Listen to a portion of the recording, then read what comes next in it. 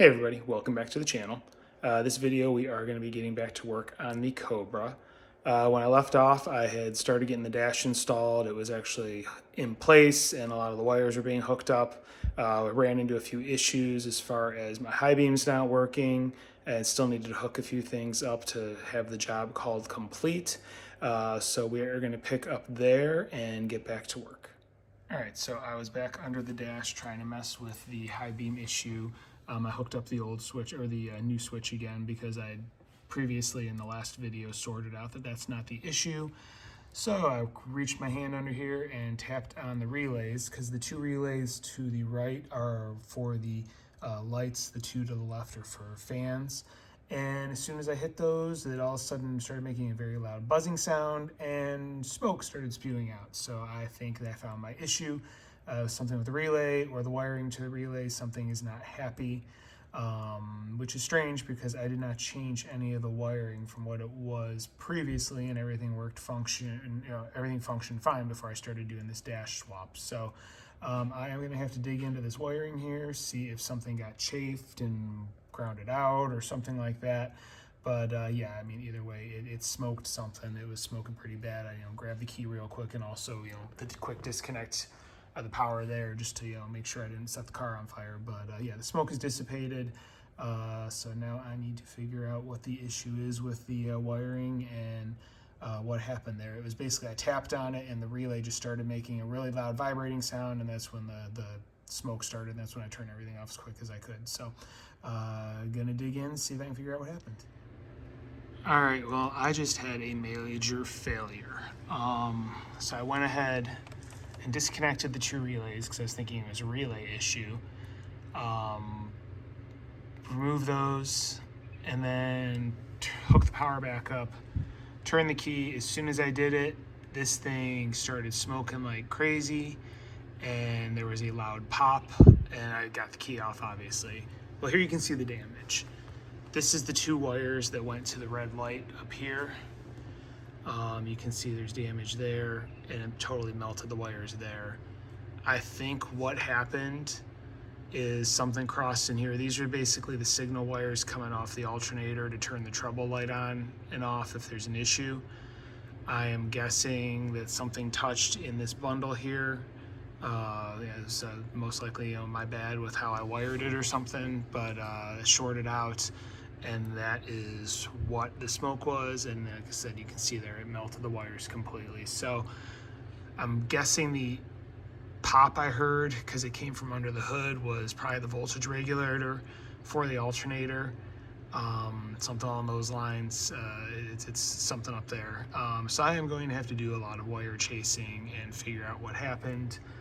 But that is my best guess right now, is that yeah, something shorted out as far as the electrical wiring for this alternator trouble light, and that is what my problem was. I'm guessing it was fine, and then when I reached up here earlier to tap the relay when I had the initial failure, that's probably when whatever the wires were that crossed and caused the issues. So I'm gonna have to unwrap everything here, see if I can figure out what's going on, crawl under, take a look at the voltage regulator, figure out what's going on there.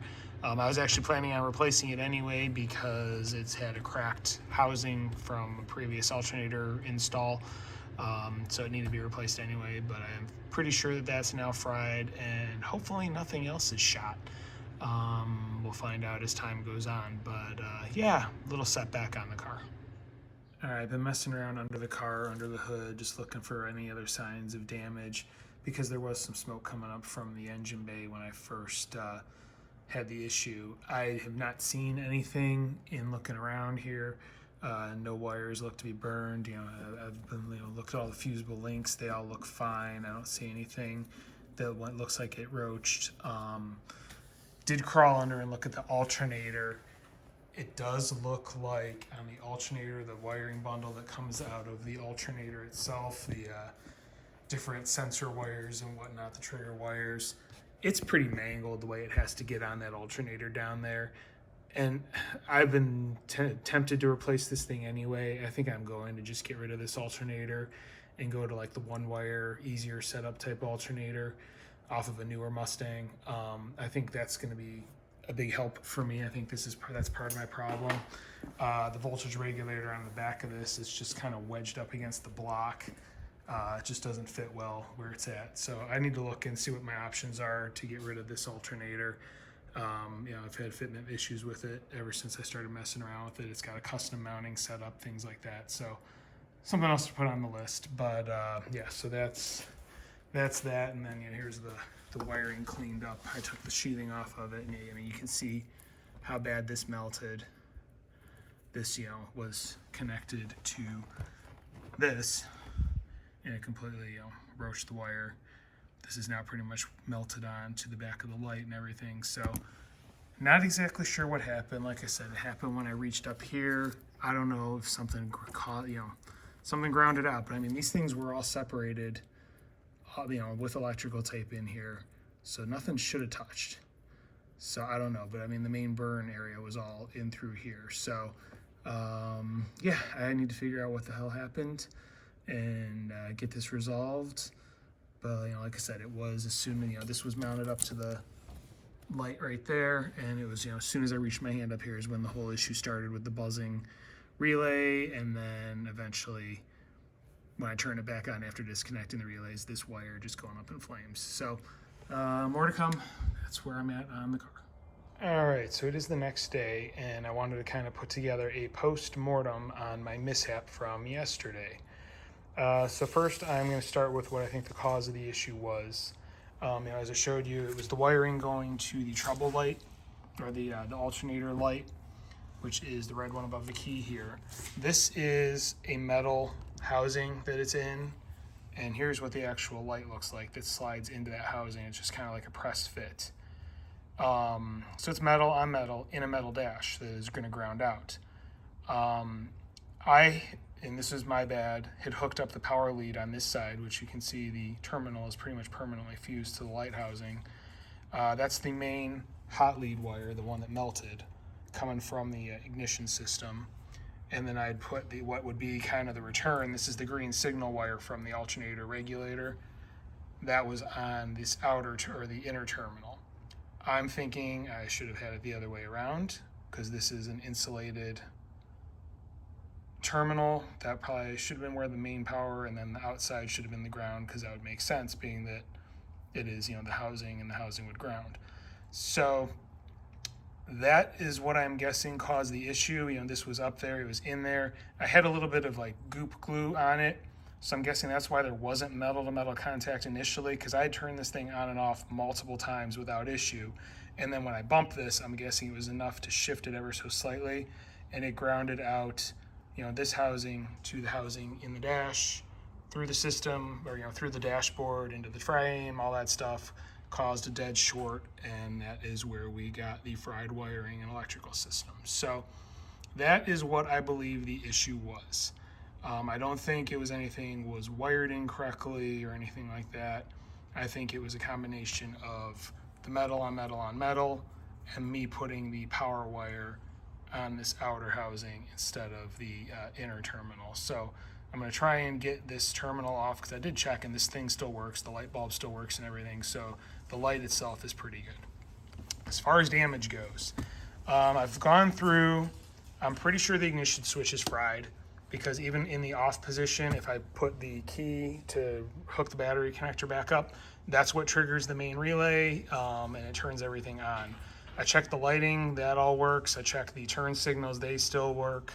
The gauges that are hooked up to sending units, the fuel gauge, the voltage gauge, those lit up fine. So I think I'm good there. But yeah, I'm pretty sure it fried the ignition switch. I'll test it, but I'm pretty sure that's shot. And then, like I said, I heard a pop under the hood. I did look at the fusible links that are, you can kind of see them through here, right there. Those are all fine. Nothing's bad with those. But I know there are fusible links that are in the wire that comes off of the alternator, which is what is hooked up to that wire that was going into the light.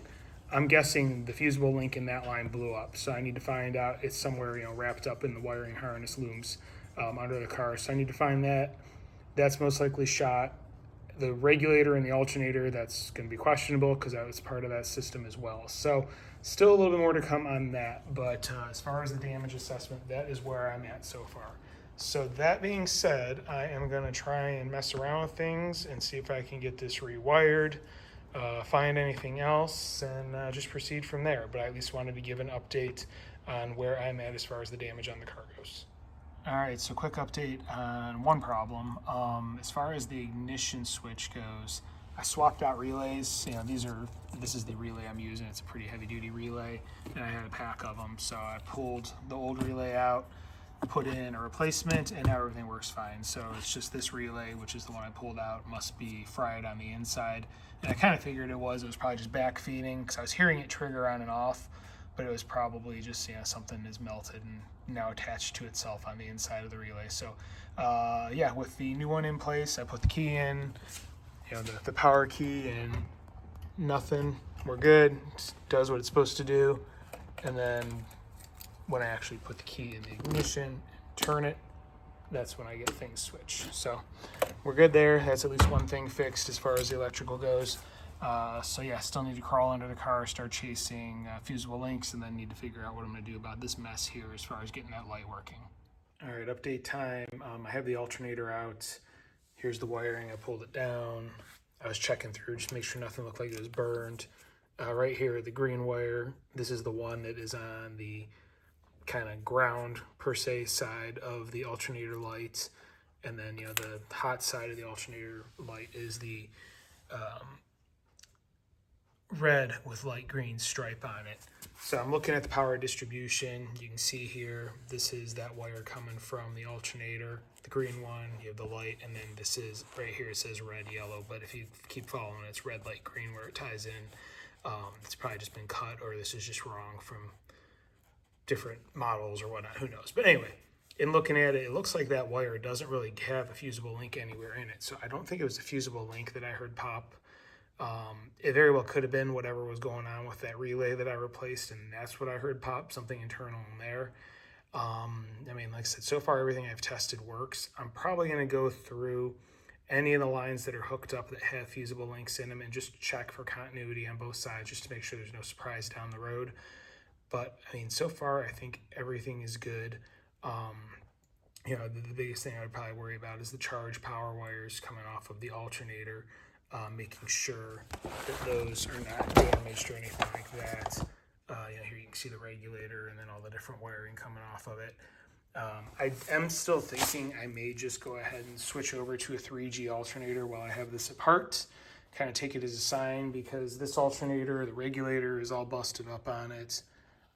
It doesn't fit very well with the mounting system that's in here. Somebody painted it at some point in time. I'm not a fan of that. And it is still using the old school 2-wire methodology, which these are known for melting down over time and being a fire hazard versus just doing one heavy gauge wire off of it. So I may look into doing that as well since I'm down for a little while. But yeah, just wanted to give a quick update. I'm going to get back to work and start testing, or get back to testing things and figuring out what's going on here. All right, a little update. I went ahead, repaired the wiring. I still have to wrap the resistor that's in there, but everything is rewired. This is the light that would be going up there, up to the red light. As you can see, switch for the ignition is on. That's hooked up there. I have power because the volt and the fuel gauge are working right now, but as you can see, that light is not lit up like it should be, and I did reconnect everything to the alternator. So I am thinking that that is a pretty good confirmation that I fried the regulator assembly in the alternator, which again makes sense. I heard something pop and whatnot, and it sounded like it came from the engine bay, and there was smoke from the engine bay. So I am guessing that that is what went kablamo. I did go through and double check every fusible link that I can find. They all look to be intact, and like I said, I mess with systems. They all seem to be working. Horn, turn signals are working, although I'm noticing that the light's not working, so I'll have to figure out why the turn signal light's not working. But yeah, so I'm thinking I'm going to need to do something as far as getting a new alternator, something along those lines. So That is where we're at the moment. I'm going to keep digging in and see if I can find any other issues and resolve any other issues. Quick update, good news, figured out why the light is not working with the flashers when they're on, and it's because some idiot did not run a wire to it. So I was looking down at the relay down here and the terminal is empty, so I need to run that flashing power terminal off the relay to the light up there and then run a ground from it. So quick and easy fix, but yeah, that's why I need to get that working. So yeah, one more thing to do. All right, so quick update. After I was thinking about how this light wasn't lighting up and maybe the alternator was fried, I then thought about it. I was like, oh, the alternator's off the car. Maybe it needs to be grounded. Well, most likely needs to be grounded. So I hooked up a ground to it, and here you go. Lights on. So that circuit is back to being in order and working. So that's a plus. I do have a light bulb that lights up. So I'm going to go ahead and get these wires wrapped up here. It looks like I'm good to go as far as that goes. I'm still at a loss as what I heard pop under the hood. And maybe it was the relay that was under the dash that I had to replace, that wasn't working.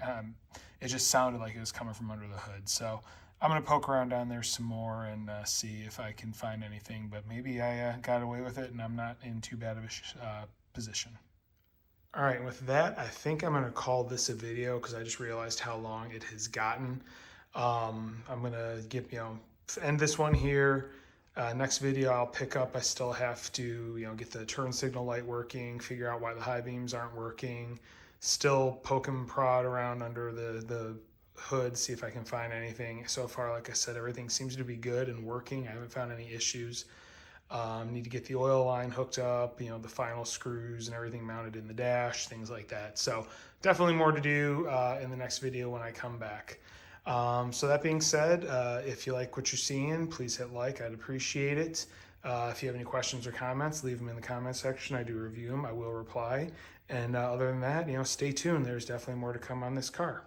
Thank you for watching and have a great day.